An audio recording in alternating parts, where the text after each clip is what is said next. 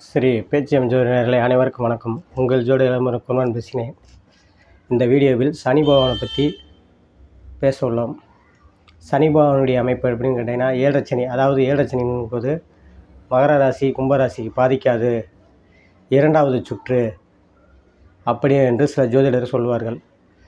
சரி, துலாம் ராசிக்கு 4-5 கூடிய சனி அப்படிங்கிறனால சனி பகவான் நல்லதை பண்ணும் அப்படி என்று ஜோதிடர் சொல்லுவார்கள். இது இரண்டாம் சுற்று ஒன்றும் செய்யாது அப்படின்னு.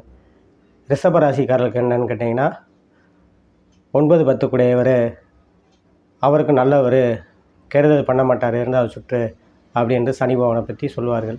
மிதுன ராசிக்கு 8-9 கூடியவர், அவருக்கும் நல்லவர் அப்படி என்று சொல்லுவார்கள். ஆனால் இங்கே முழுமையான ஆதிபத்தியம் என்னவென்று கேட்டால், பிறக்கும்போது நம்ம ராசியில் சனி பகவான் நல்ல நிலைமையில் இருந்து விட்டால் அவருக்கு ஏழரை சனி, அஷ்டமச்சனி, கண்டச்சனி, அர்த்தாஷ்டம சனி, அஷ்டமச்சனி, எந்த சனியுமே ஒன்றும் செய்யாது, நல்லது செய்வார். சரி, சனி பெயர்ச்சியானே மக்கள் ஏன் இப்படி பயப்படுறாங்க? எதுக்குங்க பயப்படணும்? சாதாரண மனிதர்லேருந்து அரசன் வரைக்கும், அரசியல்வாதி வரைக்கும் சனி பகவானை பார்த்தோன்னே பயந்து ஓடுறாங்க. ஜாதகனோட தூக்கி கொண்டு ஓடிக்கொண்டே இருக்கிறார்கள். இதற்கு நம்ம எதுக்குங்க கவலை பண்ணோம்? நீதி வழங்கக்கூடியவரே சனி பகவான் தான். அந்த நீதியை நிலநாட்டக்கூடிய சனி பகவான் நம்ம சரியான முறையில் சரியான அமைப்புகளில் இருந்து விட்டால் எந்த பாதிப்பும் எதுவுமே வராது. எந்த பயிற்சி வேணாலும் வராது, ஒன்றும் செய்யாது. சனி பயிற்சி ஆகட்டும், ஒன்றுமே செய்யாது, பயப்பட வேண்டிய அவசியமே இல்லை. சிம்பிள். உங்களுக்கு ஒரு உதாரணம் சொல்கிறேன்.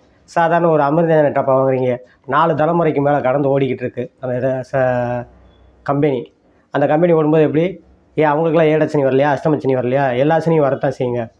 ஆனால் அவங்களுடைய தொழில் நேர்மையும் நீதியும் நிலநாட்டி கடமையை கரெக்டாக கொண்டு போகிறனால அவங்களுடைய 4 தலைமுறையை கடந்து 5வது தலைமுறையும் தொடர்ந்து கொண்டு போய் கொண்டு இருக்காங்க. இதே மாதிரி எத்தனை நிறுவனங்கள்லாம் இருக்குங்க. டிவிஎஸ் எடுத்துக்கலாம். மதுரையில் எடுத்திங்கன்னா எத்தனை ஜவுளி கடையில் பார்த்திங்கன்னா ராஜ்மஹால் ஒன்று, பட்டு மஹாலில் அடிச்சுக்கிட முடியலை. அவங்கெல்லாம் தொழிலை நீதியும் நேர்மையும் சரியான முறையில் கொண்டு போகிறனால தாங்க. நம்ம சனி பகவானை பற்றி பயப்பட வேண்டியது. யார் பயப்படணும்? மனசுக்கு விரோதமாகவும் மனசுக்கு அப்பாற்பட்ட தொழிலையும் பண்ணுறவங்க தாங்க பயப்படணும். நம்ம பயப்பட தேவையே இல்லைங்க. சாதாரணமாக உழைக்கும் வர்க்கங்கள், உழைக்கும் மக்கள்கள் பயப்பட தேவையே கிடையாது. நம்ம வேலையை நம்ம பார்த்துக்கிட்டே இருப்போம். அவர் பார்ப்பார், நம்ம கஷ்டத்தை பார்த்துட்டு அவரே விலகிடுவார், ஒன்றும் செய்ய மாட்டார். பயப்பட வேண்டிய அவசியமே கிடையாது. இதற்கு பயந்துக்கிட்டு ஜாதகனோட தூக்கிட்டு ஓடிக்கிட்டு இது இப்படி செஞ்சிருமோ, அது அப்படி செஞ்சிருமோ அப்படின்னு எதுக்கு பயப்படணும்? பயப்படுறதுக்கு அவசியமே இல்லைங்க. சனி பகவான் நீதி நேர்மையானவர்.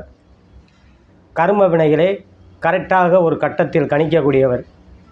நம்ம தவறு செய்து விட்டால் தவறான அமைப்பில் உட்காரக்கூடியவர் அவர் தான். அதே மாதிரி தான் ராகு கேது, தவறான அமைப்பில் உட்காரக்கூடியவங்க.